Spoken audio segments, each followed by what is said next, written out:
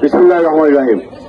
আজকের এই সিলেট জেলা শ্রমিক দলের উদ্যোগে আজ বিশাল শ্রমিক দিবসের র্যালি উপলক্ষে আয়োজিত এই সমাবেশের সংগ্রামী সভাপতি, শ্রমিক দলের ভারপ্রাপ্ত সভাপতি আব্দুল মুকিত, উপস্থিত বিএনপি কেন্দ্রীয় নির্বাহী কমিটির বিপ্লবী সহ সাংগঠনিক সম্পাদক সাবেক ছাত্রনেতা মিফতা সিদ্দিকী, উপস্থিত বিএনপি কেন্দ্রীয় সহ ক্ষুদ্র বিষয়ক সম্পাদক বীর মুক্তিযোদ্ধা, আমাদের বিএনপির অত্যন্ত প্রবীণ নেতা জননেতা জনাব আব্দুর রাজ্জাক, উপস্থিত সিলেট জেলা বিএনপির নির্বাচিত সভাপতি জননেতা জনাব আব্দুল কাইয়ুম চৌধুরী, উপস্থিত সিলেট জেলা বিএনপির সাংগঠনিক সম্পাদক শামীম এবং সিলেট মহানগর বিএনপির সহসভাপতি সহযোদ্ধা বন্ধু সাদিকুর রহমান সাদিক সহ সর্বস্তরের নেতৃবৃন্দ এবং আজকের সভার সঞ্চালক নুরুল ইসলাম, লিটন চৌধুরী সহ জুমেল সহ যারা আছেন সবাইকে মে দিবসের শুভেচ্ছা এবং অভিনন্দন।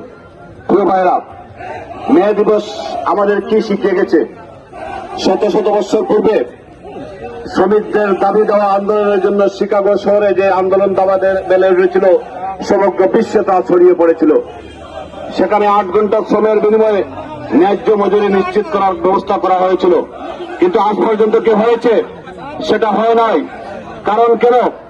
যারা যারা পুঁজিবাদী ব্যক্তিত্ব, যারা মিল কারখানা চালু করেন, তারা কিন্তু শ্রমিকদের রক্তে গামে তারা কোটি কোটি টাকা উপার্জন করেন, কিন্তু এই শ্রমিকদের দিকে শ্রমিকদের ভালোর দিকে তাদের পরিবারের দিকে তারা ফিরে তাকায় না। আমরা চাই না, আমরা এই অবস্থার অবসান চাই। যারা কোটি কোটি টাকা রোজগার করবে শ্রমিকদের গামে, তাদের একটা অংশ অবশ্যই শ্রমিকদের পরিবারকে সহযোগিতা দিতে হবে।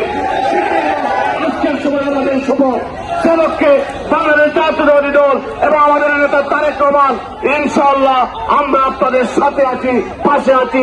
শ্রমিক ভাইদেরকে আমরা অবশ্যই পাশে পাবো, পাশে থাকবো। সবাইকে ধন্যবাদ। বাংলাদেশ জিন্দাবাদ, জাতীয়তাবাদী দল জিন্দাবাদ, শহীদ হোক, দেশ রকম খালেদা জিয়া জিন্দাবাদ।